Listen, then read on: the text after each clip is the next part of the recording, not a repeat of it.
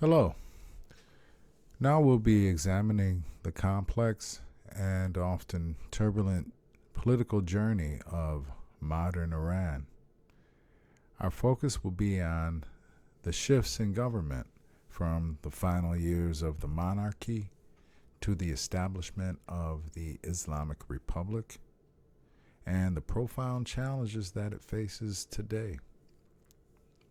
This presentation, The Changing Landscape of Iranian Governance, will explore the historical forces and the ideological changes and currents that have shaped the nation and continue to drive events in the region. Now, to understand Iran today, we must first look back at a century of transformation and change. This timeline highlights the critical junctures. Now, we begin with the 1905 Constitutional Revolution, and this was an early attempt at democracy in the Middle East, and it established a limited monarchy and a parliament, similar to what exists still to this day in England. This was tragically cut short by the 1953 coup, which then restored the Shah's absolute power. But this also set the stage for future conflict. In fact, the pivotal moment is the 1979 Islamic Revolution, which we'll be going into detail a little bit later. More recently, we see a pattern of popular dissent from the 2009 Green Movement to the Woman Life Freedom protests of 2022 and the economic crisis that began in late 2025. Now, this is not a linear path, but it's kind of a cycle of upheaval and change. Now let's talk about the fall of the Shah. In 1979, that revolution was not a sudden event. The seeds were sown over the course of decades. The Shah's regime, which is personified here, was built on kind of a false foundation. His white revolution of rapid modernization, it led to a lot of economic disparity, and it also created a new urban poor, a lot of people below the poverty line. And also his aggressive westernization, it alienated a lot of traditionalists and religious people, those segments of society. And also he put down any dissent with a form of secret police he called the Savak. And this crushed all political dissent. Furthermore, the Shah's heavy reliance on the United States created deep nationalistic resentment. And there was a lot of show of influence from the West in Iran. In Iran, they're a very ancient people. They're Persian. They've been around for a long time. And so what I mean by westernization and too much influence, and what I mean by that is if you could imagine that you have mostly family restaurants, family stores, and all of a sudden you start seeing McDonald's or Western fast food chains of the sort popping up. It may rub you the wrong way. And so this combination of economic pain, cultural alienation, political repression, it all created the perfect storm for revolution. And as a result, there was a lot of people who would otherwise have not came together, did come together in unison to create a temporary coalition against the Shah. Let's talk about the 79 revolution. Now, the revolution itself, it was very swift, it was very fast, and it was very momentous. Now, as you can see from the image on the crowds in the picture to the right, it's a very popular uprising. It began first with the religious protests in 1978, but then it quickly escalated, and events like the Black Friday Massacre, where troops fired on protesters, it fueled the public's anger. And by 1978, the public start general strikes, and particularly in the oil sector, which is a vital means of the economy. So the public knew where to hit the government, where it hurt, and that was the oil. And this paralyzed the economy. And in 1979, the Shah fled Iran, never to return. Then on February 1st, Ayatollah Khamenei returned from exile to a very warm welcome. And just 10 days later, the military declared neutrality, which is very important because that means that Khomeini was not going to have any opposition and no threat of having a coup done on himself. They were going to support him. That was a means of support from the military.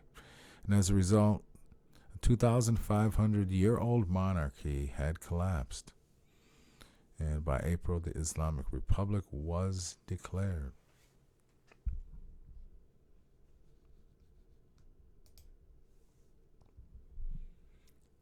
Now, with the monarchy gone, Iran did not become a Western-style democracy by any means. Instead, it was rebuilt upon Ayatollah Khomeini's unique ideological foundation, Velayat-e-Faqih, or the guardianship of the jurist. Now, this principle, it's illustrated in the diagram to the right.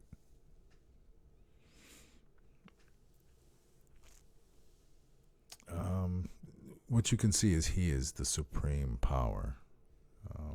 Everything comes back to him, and he holds influence over the president, who is supposed to be the highest person along with the parliament, but he is the ultimate power. He's the supreme leader. Okay. Now, it's a hybrid system. It has republic institutions like a president and a parliament, as you can see, but they operate under the supervision of the cleric bodies.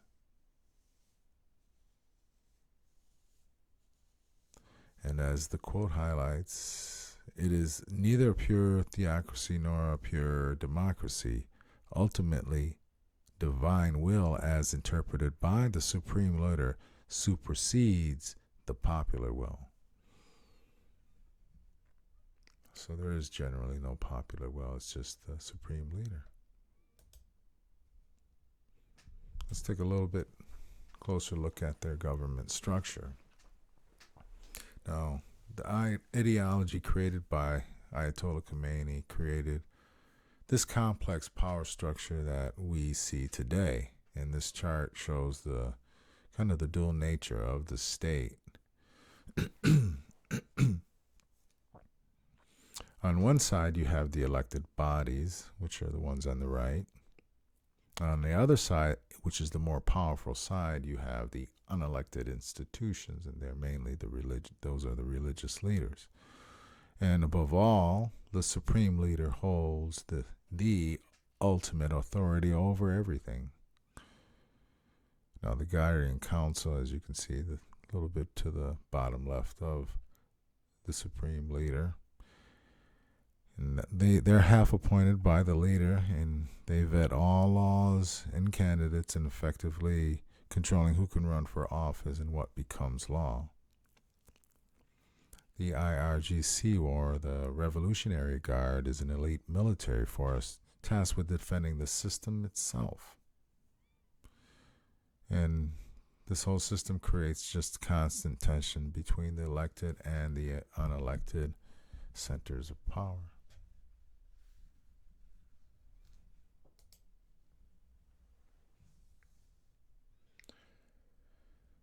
Now, at the top of the system, as I showed you, is the supreme leader, and this is not merely a ceremonial role like in England or the monarchy before, where didn't really have power. The parliament was the one making rules, and they were ceremonial. No, in this case, the supreme leader is the most powerful position in Iran. He is the commander-in-chief, and he controls all armed forces. He appoints the head of the judiciary, ensuring the courts align with his interpretation of Islamic law. He can veto presidential candidates and even dismiss the elected president. He sets the overall policies for the country and controls major economic foundation worth billions.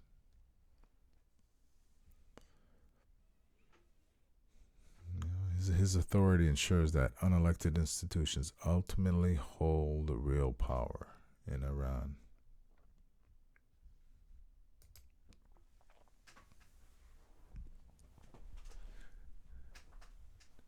Well, then began a cycle of protests as a result of the resentment of the government becoming more repressive. In this rigid structure, it's been met with recurring waves of popular unrest over the course since 1979. Now, in 2009, the Greve movement erupted over disputed election results, with millions peaceful demanding, "Where's my vote?" They didn't believe in the legitimacy of that election. And more recently, in 2002, the death of Mahsa Amini, who died in police custody, it ignited a woman life freedom movement led by women and youth, and this was a direct challenge to the regime's social and ideological pillars. Each time though, they responded with force and led to the house arrest of opposition leaders. And, well,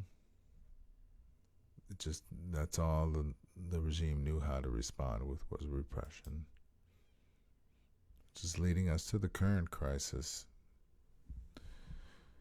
Now, the protests that began in the late 2025 they're a little bit different than the ones before. The other movements were political, but this one is driven by economic desperation. And as the statistics show, inflation soaring at 65% and the currency collapsing, that's the rial to the US dollar, 900,000 K. That's their currency is collapsing. The government's removal of essential subsidies was the breaking point. And that's what you see. They removed fuel and food subsidies. And those removal of subsidies pushed millions into poverty. And so now what we're seeing is a coordinated strikes in the vital sectors like oil and the bazaars, which are the merchants. And this is the same thing that was instrumental in the 1979 revolution, and they're doing it again today. And the regime is responding with its usual tactics of repression. And so the economic grievances just get steeper and deeper.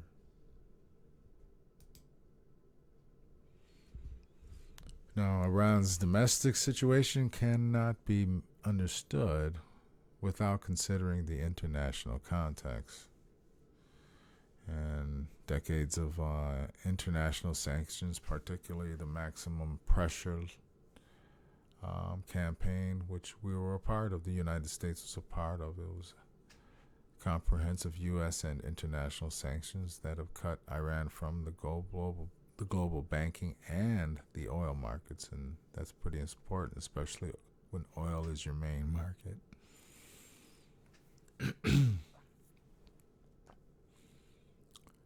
Now, as a result, Iran has responded with projecting power and funding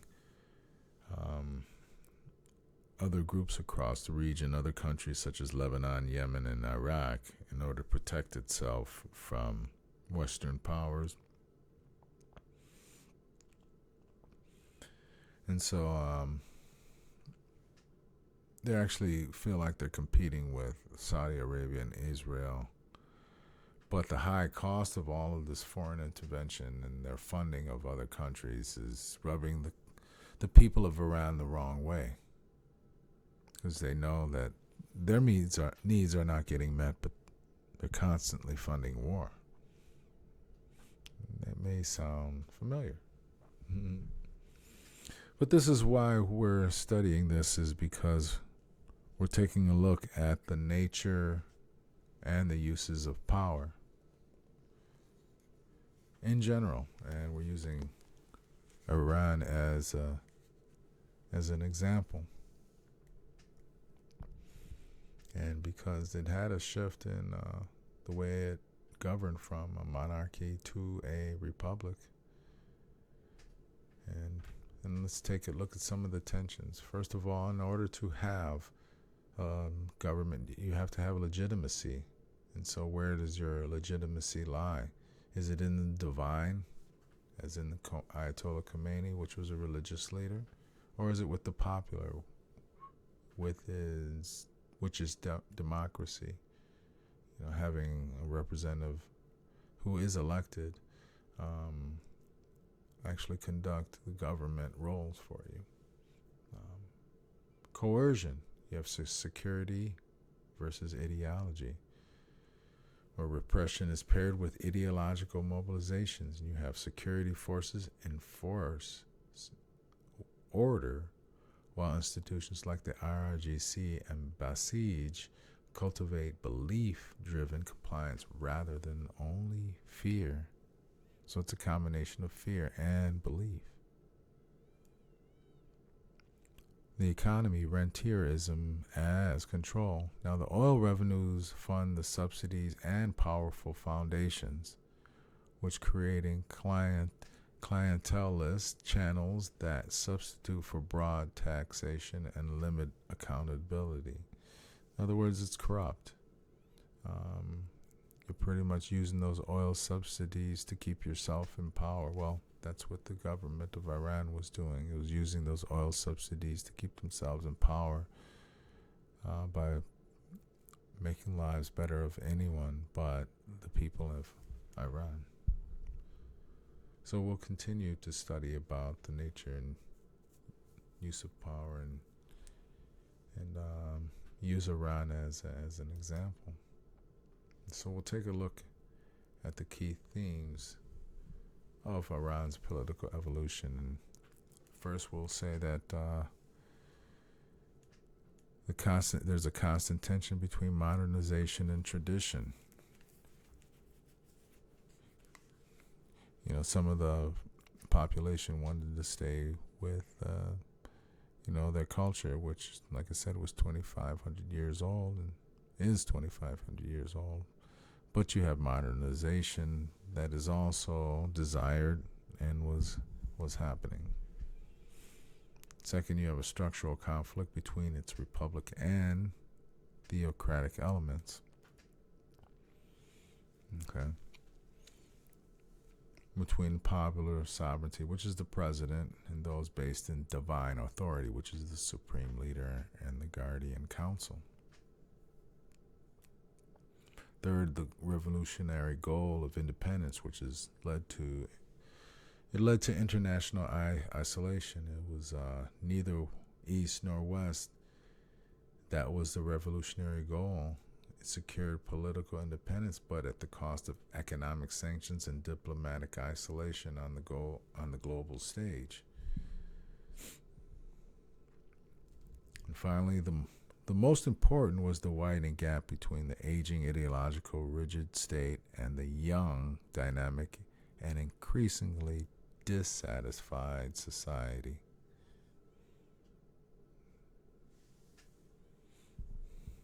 Okay. Now, these are the fundamental contradictions that continue to drive all the conflict that you see in Iran today.